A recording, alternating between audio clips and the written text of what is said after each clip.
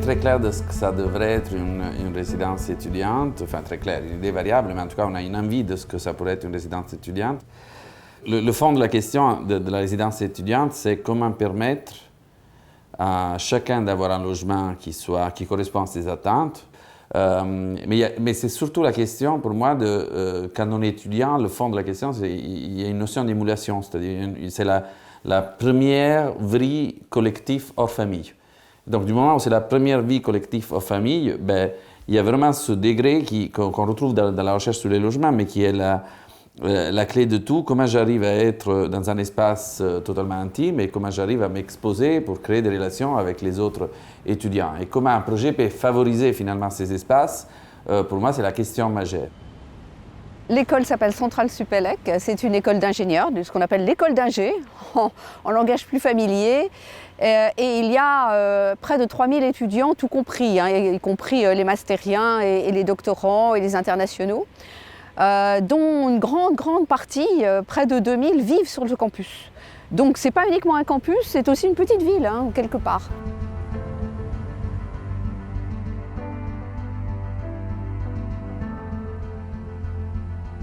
Avec la fusion de l'école centrale avec l'école Supélec, et puis surtout le rapprochement physique, là, il a été nécessaire de créer sur le plateau et à proximité une capacité d'accueil très importante. C'est une énorme opération, c'est l'ensemble des bâtiments le plus important de notre parc, puisque nous gérons un certain nombre de résidences qui s'étalent des années 70 aux années 2020 avec celles qui sont en construction là. Et nous sommes passés d'une résidence à taille humaine, si je peux dire, en tout cas à petite taille, qui était la résidence historique de l'école Supélec, qui avait environ un peu moins de 800 lits, à presque 2000 lits, avec l'apport d'un seul coup à la rentrée 2017 de cet ensemble de bâtiments tout neufs qui venaient de sortir de terre et qui présentaient un ensemble architectural particulièrement moderne, prestigieux et en tout cas très volumineux.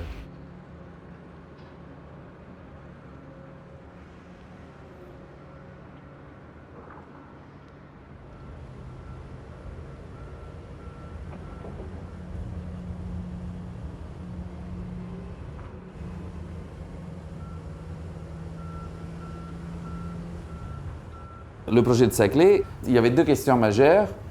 La première, c'est quand on décidait d'aller étudier à Saclay, ben, on était vraiment à Saclay.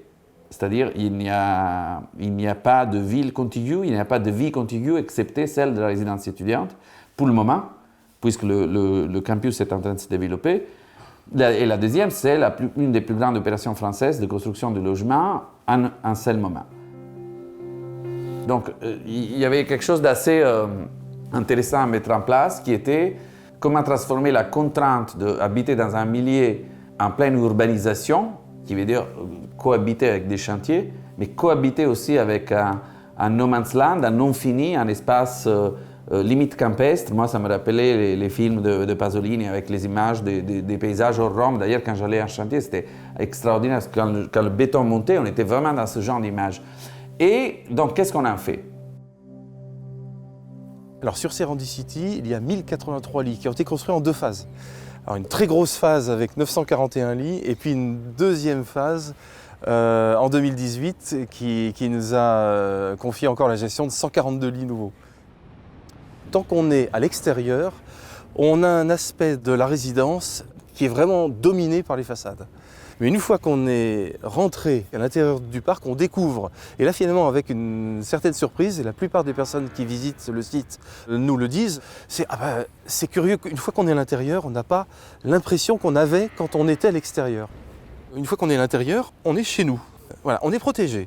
Donc ce jardin qui s'appelle le jardin des Muses, c'est un espace verdoyant, et c'est un espace au milieu duquel les étudiants sont obligés de passer.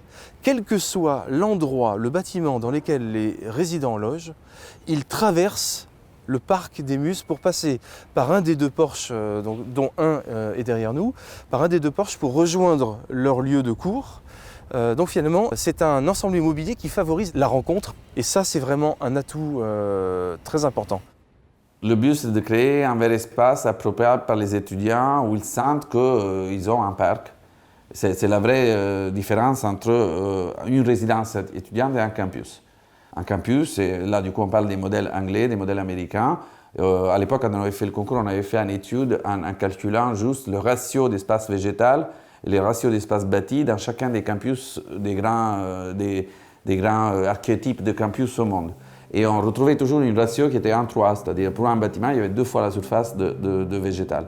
C'est ce qu'on a essayé de transposer ici. L'idée qu'on habite dans une sorte d'écosystème dans lequel finalement les étudiants vont se sentir propriétaires des lieux. Et donc cette notion d'occupation qui passe par le parc, donc on a planté des arbres qui sont censés monter, créer de l'ombre, où on peut se mettre avec le livre, s'asseoir sous l'arbre, on a fabriqué ces architectures de jardin à l'intérieur. Toute cette limite, c'est un grand chez-soi en fait.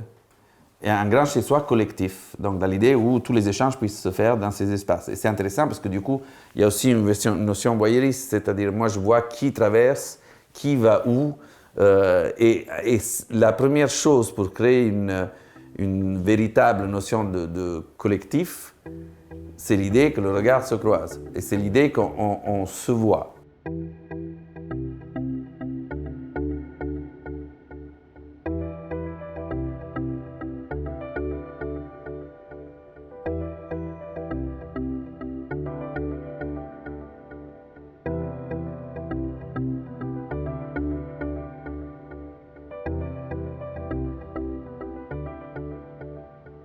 Alors c'est une grande résidence sur plusieurs aspects.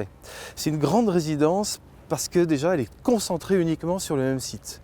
Il existe bien sûr d'autres structures qui gèrent évidemment beaucoup plus de lits, mais étendues sur des périmètres beaucoup plus larges. Actuellement, jusqu'à aujourd'hui, Cézanne gère un parc, un ensemble immobilier à destination de clients uniques. La majeure partie de nos clients sont les étudiants de Centrale Supélec.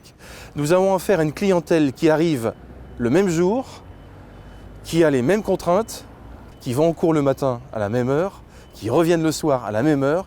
Tout le monde se connaît, tout le monde vit ensemble et il y a un fort désir de la part de nos clients de vivre ensemble. Et l'ensemble immobilier qui est derrière nous, Serendicity, a été bâti dans cet esprit. Et là, c'est la densité qui apporte cette notion de grandeur à cette résidence. Tout le projet, conceptuellement, il est divisé en 2. Donc on avait eu cette idée de dire c'est plus une architecture de parc définie dans une limite urbaine très forte, dans laquelle finalement il se crée un monde qui est un monde en soi, un peu un espèce de cocoon, tandis qu'à l'extérieur, la ville est en train de se développer. Et pour faire ça, pour définir ce pavillon de jardin, la figure du cylindre s'est imposée. Pourquoi elle s'est imposée? Parce qu'elle n'a pas de direction. Un cylindre n'a pas de façade linéaire, donc elle n'a pas d'orientation. Elle a la même relation, c'est pour ça qu'on dit à 360 degrés.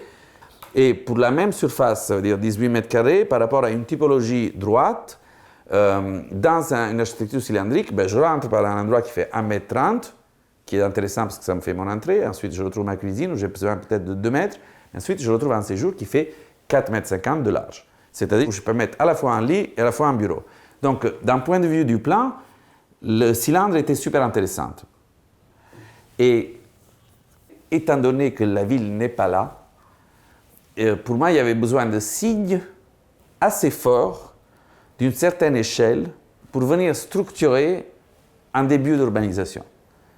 Et donc cet angle très long noir, et en continuité en plus avec le bâtiment gris de Vergely, il vient à un moment marquer une ligne très forte qui est l'îlot, la façade, la rue. La rue qui n'existe pas, donc il fallait d'une certaine manière définir.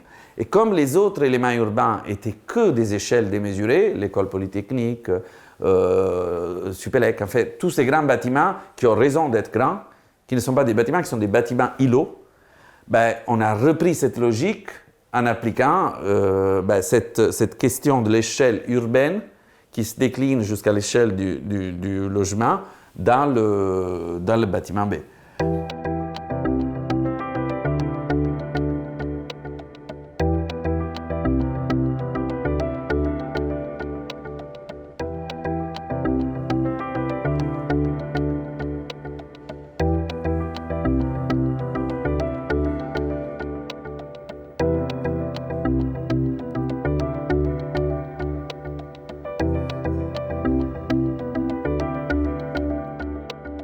le site Serendicity a été très bien pensé, puisqu'il y a un pool de logements T1.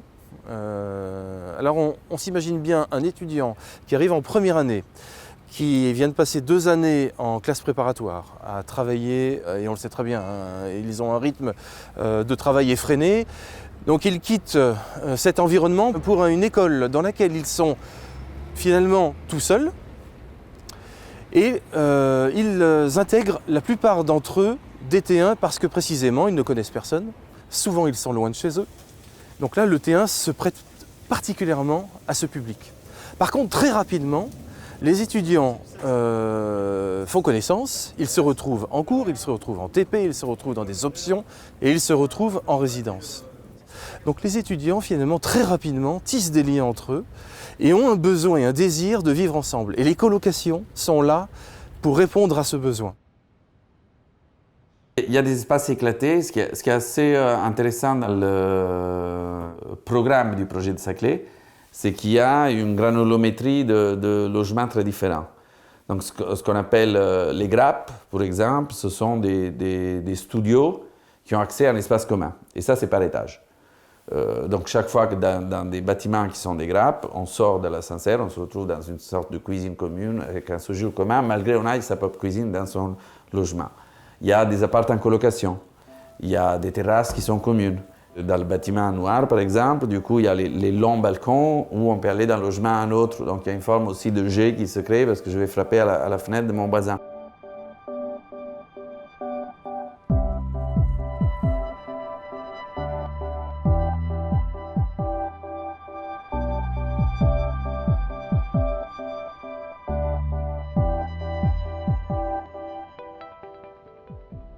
La fenêtre, c'est quelque chose d'extraordinaire, parce que la fenêtre, c'est la base.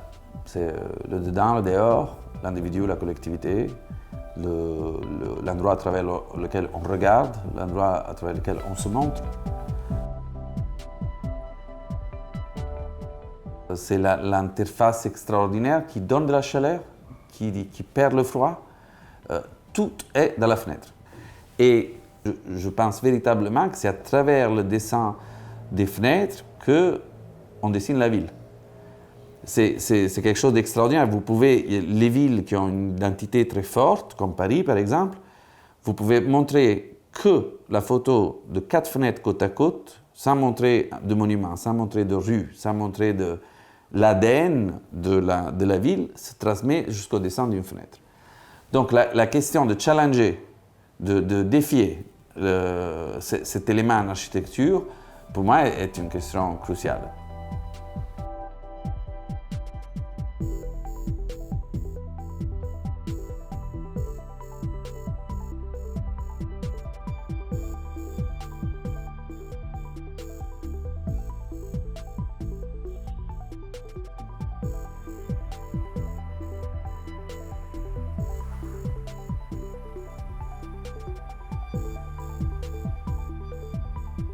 Et du moment où on savait urbanement où est-ce qu'on allait, on s'est dit comment créer une unité. Et donc le béton et la trame étaient une des matrices principales. Et ensuite, c'est une matière qui est vraie, où il n'y a pas de pièces ajoutées, où il n'y a pas on ne recouvre pas ce qui est là, que je pense c'est personnellement ce qui m'attire le plus. Et dans le projet de Saclay, il y a aussi quelque chose d'assez intéressant, c'est que le béton prend du relief.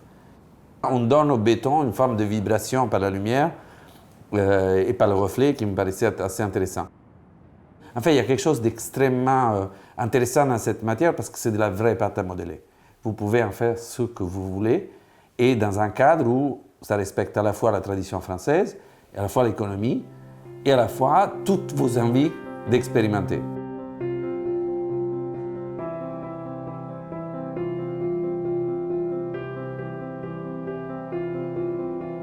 Et après, sur les façades de ce bâtiment, on a utilisé une technique.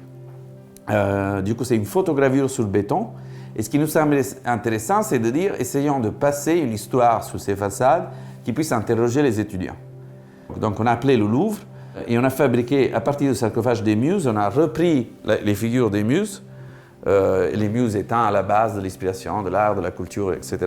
À partir de là, on a fabriqué sur des moules qui, façade par façade, reprennent ces histoires, en fait, qui est cet enchaînement des 9 muses, repris par 3 à la fois, 2 à la fois, et qui apparaissent, c'est ça qui est intéressant dans la photogravure. La photogravure, ce n'est pas autre chose qu'un épaisseur dans le béton qui, avec le soleil, fabrique de l'ombre. Donc c'est tout simplement, si je mets ma main ici et que je mets une lumière là, ben là je vais avoir une ombre. Quand vous mettez 2-3 lignes côte à côte, ben vous avez plusieurs lignes qui sont noires. À partir de là, avec le soleil, vous voyez apparaître une image sur la façade. Ce qui n'existe pas dans certains jours, ce qui n'existe pas si vous la regardez sous certains angles. Et donc cette histoire d'image est aussi une histoire que je trouve assez belle parce qu'elle est autant fragile que présente. Elle est autant changeante que totalement là.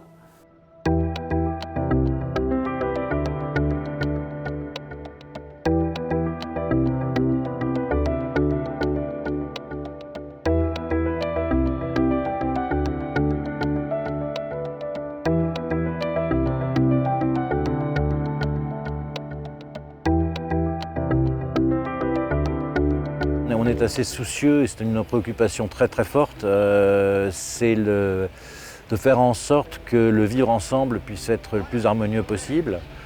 Et sur place, nous, on a une psychologue qui travaille avec nous, qui apporte des soins individuels et des suivis individuels aux étudiants qui le demandent, mais qui surtout nous aide à gérer tous les risques psychosociaux et à organiser la vie en résidence et éviter les 2 écueils qui frappent comme ça une résidence et un campus étudiant assez isolé au milieu de ce plateau. Les 2 écueils étant la solitude, c'est-à-dire que des étudiants peuvent très bien ne pas faire leur trou, ne pas se faire de copains, etc. Donc il faut veiller à organiser des moyens de pouvoir s'intégrer, rentrer.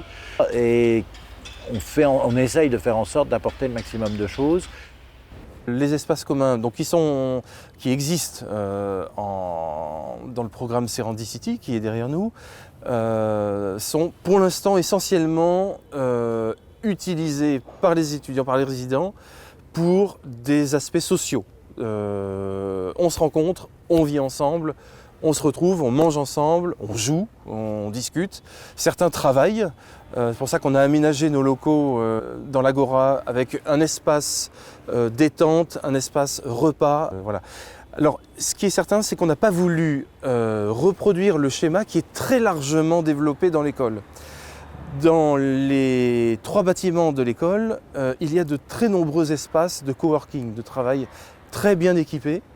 Et on n'a pas voulu à ces halles faire concurrence, mais on a voulu plutôt compléter l'offre pour permettre aux étudiants de travailler dans l'école. En dehors de leurs cours, ils peuvent rester. Les bâtiments ferment très tard.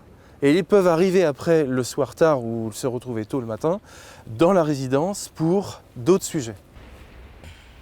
Les étudiants qui arrivent ici sont généralement, je dis bien généralement parce qu'il y a 36 sortes de parcours, issus de classes préparatoires assez dures, même très dures, qui leur ont pris 2-3 années de leur vie sans lever le nez du guidon, ou plus exactement de leur travail. Ils ont réussi ce concours qui est évidemment très, très fort et très prestigieux. Et puis là, ils rentrent dans un stade de travail qui les amène à plus de maturité.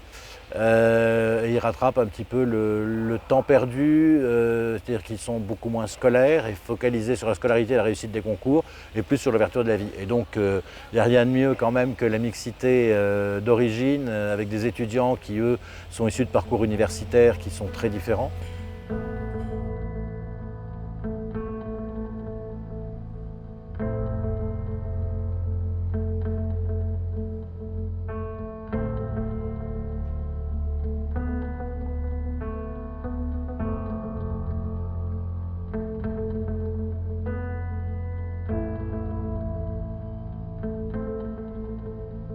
À Saclay, il y a une forme romantique qui est l'idée que si vous y allez de nuit et vous êtes au centre du jardin avec les bâtiments autour et que vous regardez le ciel, vous êtes en pleine campagne. Et je trouve ça extraordinaire. Les distances sont telles pour qu'on puisse apprécier l'extérieur comme quelque chose de non urbain. Et dans cette phase d'urbanisation, puisque dans 20 ans ça ne sera pas comme ça, on trouvait que c'était le grand avantage d'être là, parmi des millions d'inconvénients. Parce qu'on est quand même décentré, on est quand même dans une vie en soi pour le moment, et on est quand même véritablement dans quelque chose qui se construit. Et c'est très difficile en général d'habiter quelque chose qui se construit. Il n'y a pas tous les services d'une ville. Les services d'une ville appartiennent à la commune qui nous abrite, hein, qui est Gif-sur-Yvette. Là, il y a dans la commune, sur cette commune, tous les services qu'on attend d'une vraie ville, les commerces, des choses comme ça. Ici, non. Pour autant, il faudrait que ça soit sans doute un peu plus développé. Les transports, ça c'est un vrai problème, c'est une vraie question. Et là-dessus, l'école est assez moteur pour pouvoir améliorer les choses. Il faut absolument que l'on améliore la possibilité d'avoir des transports, notamment le week-end. Les transports sont rarissimes, les bus, il y en a un toutes les demi-heures ou des choses comme ça, c'est pas possible. Il faut désenclaver ce campus. Ce campus aujourd'hui, mais tout le plateau de Saclay est un peu comme ça. Alors nous, on est au bout du plateau de Saclay, donc je dirais que la situation est encore plus flagrante. Mais la problématique est un peu la même partout. Ça s'est amélioré là encore, il y a plus de transports. Par contre, le grand métro, on a des grandes incertitudes sur la faisabilité de ce métro qui serait vraiment pour nous essentielle. Donc les choses vont se faire, elles vont se faire au rythme de la construction, mais ça se fera inéluctablement parce qu'il y a du monde ici et que ce monde a le droit de vivre normalement, comme dans une vraie petite ville. On est des pionniers ici, c'est quand même une ville nouvelle qui se crée. Ça a commencé par les étudiants, la vie va arriver et va venir petit à petit.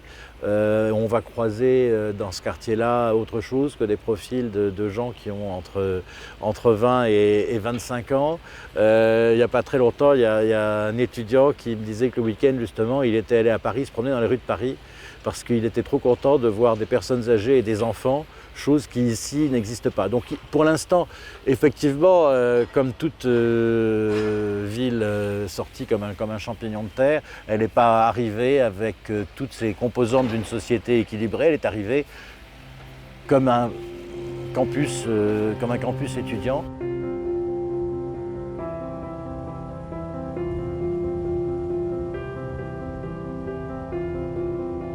La logique d'urbanisation, elle est liée souvent à une condition géographique.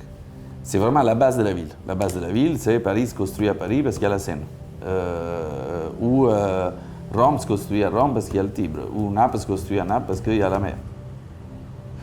Et il y a une autre logique d'urbanisation qui est une logique d'urbanisation fonctionnelle. C'est-à-dire souvent, je m'installe autour des gares. Souvent, on s'installe autour des transports. Ou souvent, autour des aéroports naissent des nouvelles villes.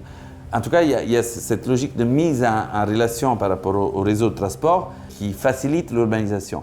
Eh bien, Saclay, c'est un grand défi parce que tout ça, c'est plutôt autour des universités. Donc, le grand pari, c'est que les universités soient assez fortes en elles-mêmes pour être le collant de cette nouvelle urbanisation. Et on va voir.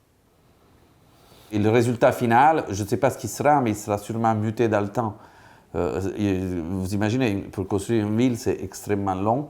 Pour construire un quartier, c'est extrêmement long. Et ça n'existe même plus aujourd'hui. C'est très, très rare que l'on construise dans les conditions comme celles de Saclay. Dans le sens que normalement, l'idée majeure, c'est quand même d'ajouter de la densité à la densité, d'essayer de compacter les villes, d'éviter l'étalement. Et donc, il faudra, je ne sais pas, il faudra probablement une cinquantaine d'années pour comprendre si réellement c'est un succès ou pas. Nous, on l'a vécu en se disant c'est une occasion pour travailler autour de la fragilité urbaine, autour du désir d'urbanité et autour du désir de ruralité. Donc, paradoxalement, et autour aussi de quelque chose qui est in progress, qui se construit au jour par jour. Et donc, on a pensé ce projet pour qu'il fasse partie de ce paysage et qu'il puisse inscrire, en fonction de l'étape de la ville autour, des valeurs différentes. Et donc, quand la ville sera faite, tout ça sera peut-être un peu dur. D'ici là, tout ça crée ce jardin propre. Enfin, il y a quelque chose d'intéressant qui s'est mis en place.